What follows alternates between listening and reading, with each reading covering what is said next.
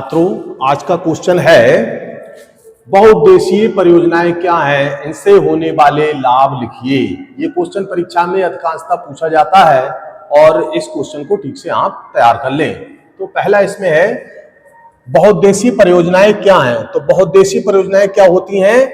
ये नदी घाटियों पर बनी जिनका उद्देश्य बांध बनाकर पानी को रोककर अनेक उपयोगी कार्यों की पूर्ति करना है। नदियों के किनारे जो बांध बनाए जाते हैं, बांध बनाकर इन पानियों को रोका जाता है और समय आने पर ये अपने नानकमता में अगर देखा जाए तो एक बांध बना हुआ है जिसे नानक सागर बांध के नाम से जाना जाता है। यहाँ पर पानी को रोका जाता है और समय समय पर पानी को आवश्यकता अनुसार छोड़ दिया जाता है, तो पानी की पूर्ति भी होती रहती है। जैसे सिंचाई के लिए, और एकदम बाढ़ आती है, बाढ़ भी नहीं आ पाएगी एक साथ, और जल विद्युत भी तैयार होता रहेगा और पेयजल व औद्योगिक पूर्ति भी होती रहेगी, मत्स्य पालन भी और पर्यटन के कार्य में भी आता रहेगा। तो यह है बहुउद्देशीय परियोजनाओं के नाम। कौन कौन सी बहुउद्देशीय परियोजनाएं हैं? जैसे नंबर 1 है दामोदर घाटी परियोजना। ये कौन सी नदी पर है? ये झारखंड व पश्चिम बंगाल की दामोदर नदी पर बनी हुई है। अगली है भाखड़ा नागल बांध परियोजना। ये पंजाब में है, सतलज नदी पर बनी हुई है। अगला है टिहरी बांध परियोजना। ये उत्तराखंड के भागीरथी नदी पर बनी है। अगला है हीराकुंड बांध परियोजना। ये उड़ीसा राज्य में है, महानदी पर बनी हुई है।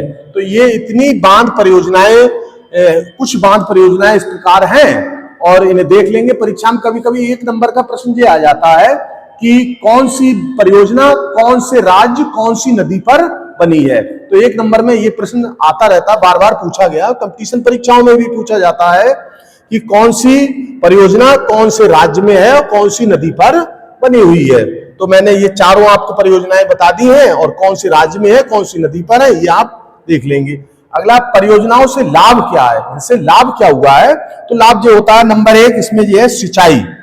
तो पानी को रोक के रखते हैं, जब बारिश नहीं होती है समय समय पर पानी को कृषि कार्यों हेतु सिंचाई के लिए नहरों में उपलब्ध कराया जाता है इसके माध्यम से। दूसरी, जब पानी को छोड़ा जाता है तो नीचे ब्लेड लगा दिए जाते हैं, टरबाइन। ये पीछे टरबाइन लगा दी और यहां पर ब्लेड लगे हुए होते हैं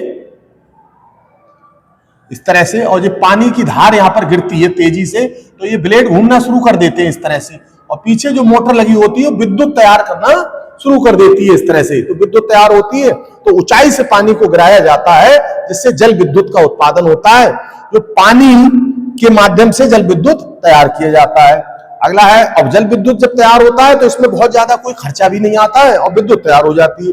वरना कोयले के माध्यम से विद्युत को तैयार करेंगे तो उसमें खर्चा ज्यादा आता है, बहुत ज्यादा आ जाता है, और कोयला जो संसाधन वो सीमित मात्रा में है, जबकि पानी जो है उसको स्टोर कर लिया जाए तो ये असीमित मात्रा में हो जाता है। अगला, बाढ़ नियंत्रण। बारिश हुई, बहुत अधिक बारिश होती तब भी वहां पानी को रोक लिया जाता है बांध में, तो एकदम नीचे जो है पानी बहुत ज्यादा मैदानी भागों में नहीं आ पाता है।